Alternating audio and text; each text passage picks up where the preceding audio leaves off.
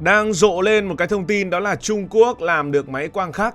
Vậy thì làm máy quang khắc khó đến mức nào? Và nếu Trung Quốc thực sự làm được thì chuyện gì sẽ xảy ra? Trên thế giới hiện chỉ có vài nước làm được máy quang khắc. Máy này dùng để sản xuất chip. Nổi bật nhất là Hà Lan, Nhật Bản và gần đây chúng ta nói đến Trung Quốc.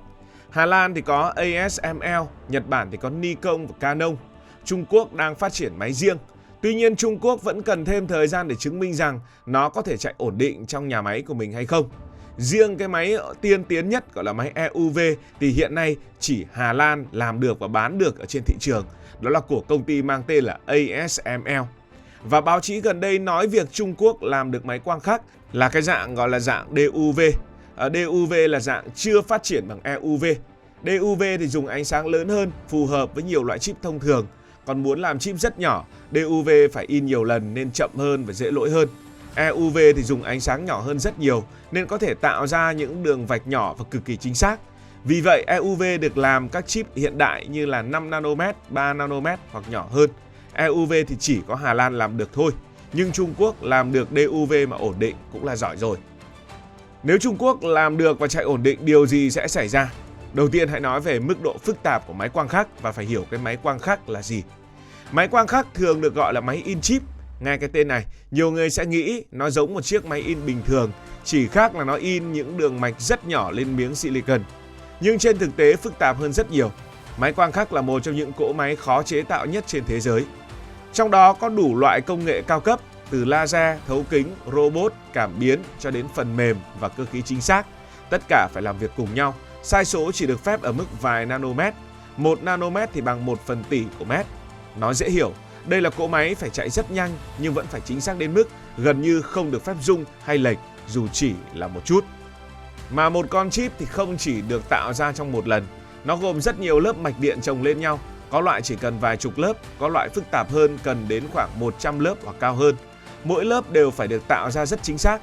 Đầu tiên, người ta phủ một lớp vật liệu siêu nhạy sáng lên tấm silicon.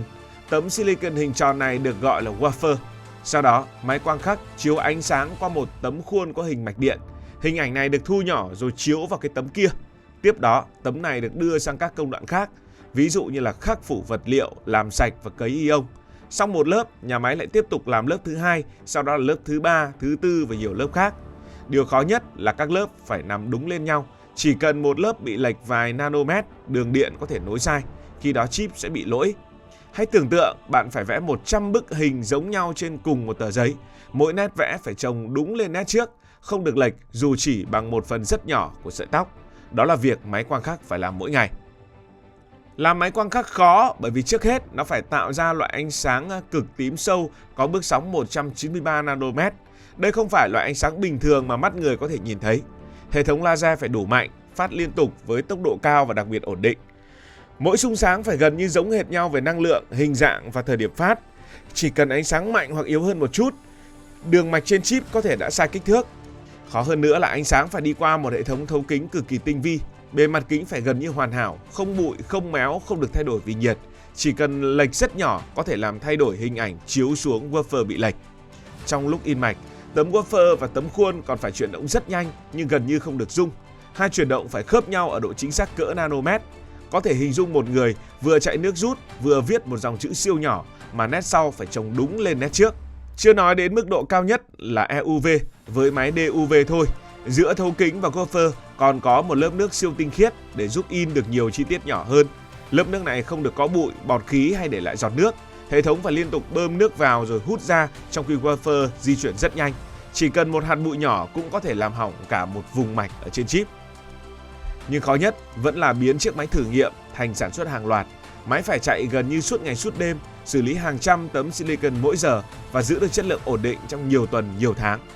Nếu máy hay hỏng, chạy chậm hoặc tạo ra nhiều chip lỗi, nhà máy sẽ mất rất nhiều tiền và lỗ.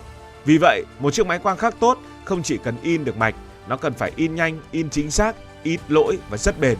Đây là lý do Trung Quốc chế tạo được chiếc máy DUV nhưng chưa có nghĩa là đã lập tức ngang bằng với công ty nổi tiếng của Hà Lan, ASML. Thế giới đang đặt ra nghi vấn trước thông tin Trung Quốc nói rằng họ làm được. Vậy họ thực sự làm được chưa? Hiện nay câu trả lời hợp lý nhất là Trung Quốc có thể chế tạo được những chiếc máy DUV nhúng đầu tiên.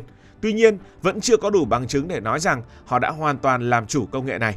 Theo các thông tin được công bố, Trung Quốc đặt mục tiêu sản xuất khoảng 5 máy trong năm đầu tiên, sau đó tăng lên khoảng 20 máy vào năm tiếp theo. Những máy đầu tiên có thể được giao cho các hãng chip lớn của Trung Quốc. Tuy nhiên, đây nhiều khả năng mới chỉ là các máy thử nghiệm. Các nhà máy sẽ phải dùng thử trong thời gian dài để tìm lỗi, chỉnh phần mềm, thay linh kiện, kiểm tra độ bền. Một chiếc máy lắp ráp xong chưa có nghĩa là đã sẵn sàng sản xuất hàng loạt. Nó phải chứng minh rằng có thể chạy liên tục, xử lý nhiều tấm wafer, giữ được độ ổn định và tạo ra nhiều con chip đạt chuẩn.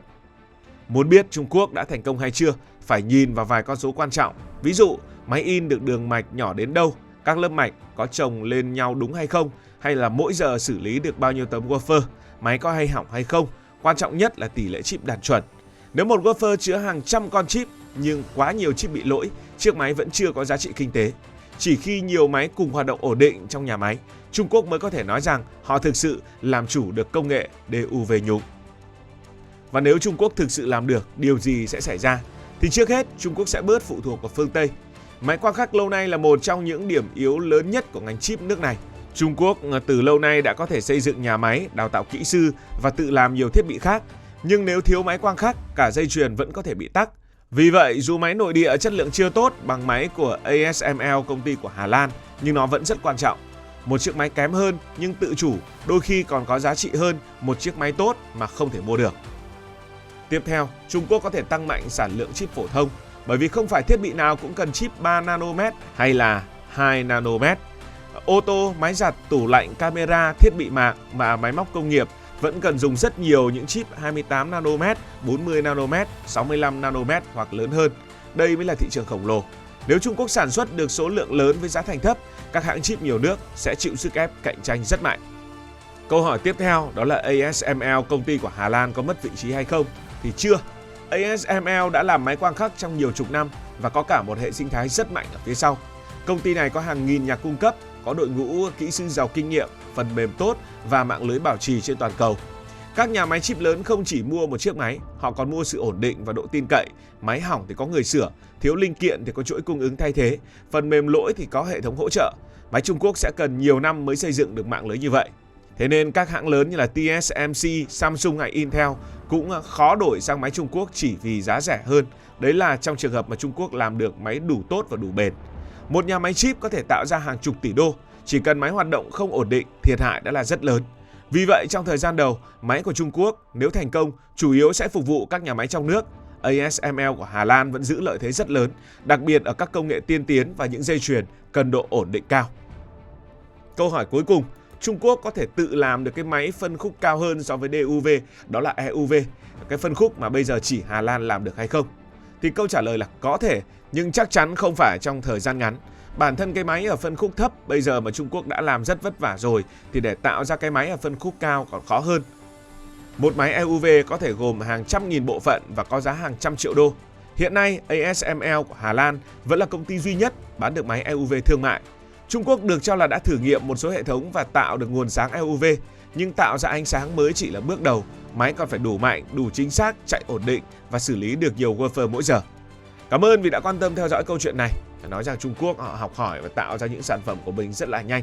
Tuy nhiên với phân khúc máy EUV thì ASML của Hà Lan vẫn là công ty độc quyền trên toàn cầu.